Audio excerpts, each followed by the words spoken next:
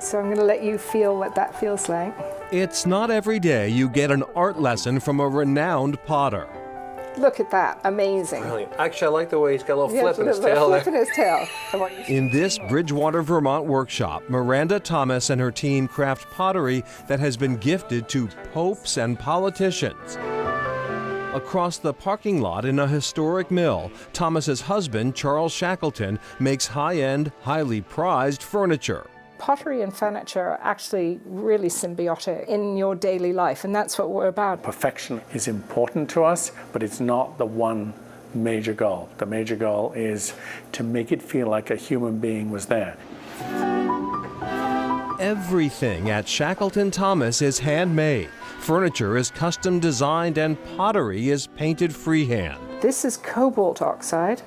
It'll fire blue at 2,360 degrees. So whether a mug fits your lips, how it feels like to hold, whether the surface of the table is lovely to touch, the arm of your chair, all those things are what are really important to us. Shackleton, who grew up in Ireland, met Thomas at art school in England.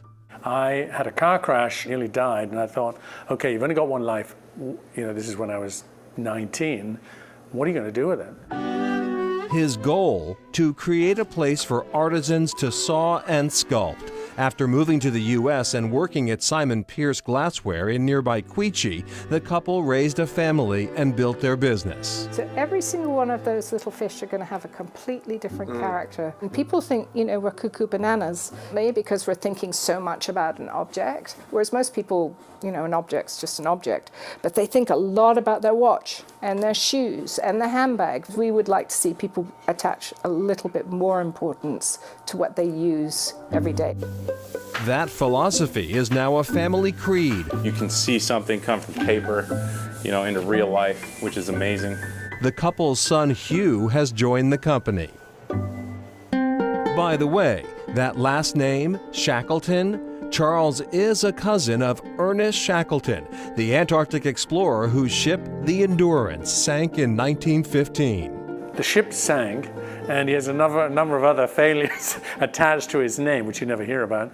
But he did get all 27 men out, plus himself. On March 5th, 2022, 100 years to the day after Ernest Shackleton's funeral, the Endurance was discovered.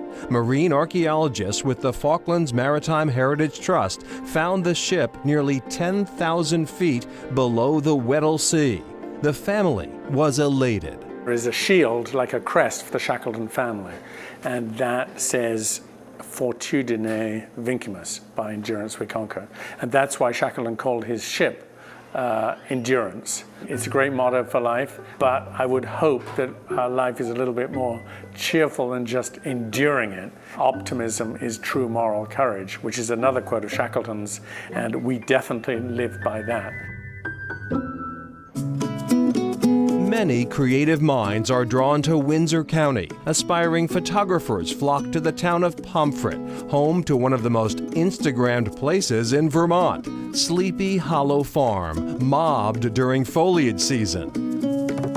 Painter Wimby Hoyt captures these scenes and more at his gallery and studio in Heartland. I'm calling this Flight from the Storm because they're coming in from the outer islands. Hoyt moved to the area in the 1970s after studying art at Yale. I think I decided it would be my primary career pretty early, before it was practical. When I came up to Vermont, I lived in a commune with a bunch of other friends, and I did carpentry, self-taught. And he painted and painted.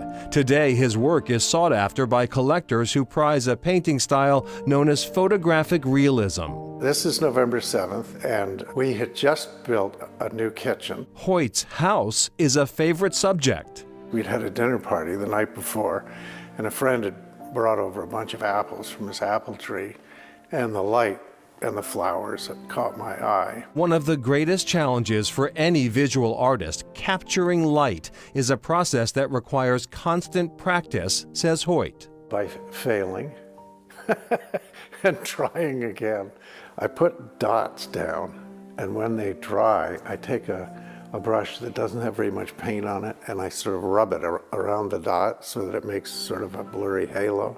I mean, it helps that it's beautiful here. It makes finding subject matter a lot easier. Picture perfect. And back to Charles Shackleton. He says that no one really asked him if he was related to Ernest Shackleton until he came to America. Right, he says in the UK, people kind of have had their fill of explorers. There's so many of them. But when he came to America, he found that Americans are fascinated with sort of the entrepreneurial spirit of Ernest Shackleton. And of course, his leadership during crisis. I count myself among them. I've read all the books, always fascinating. So an honor to meet him as well. Fascinating fellow. Wow, what a great experience.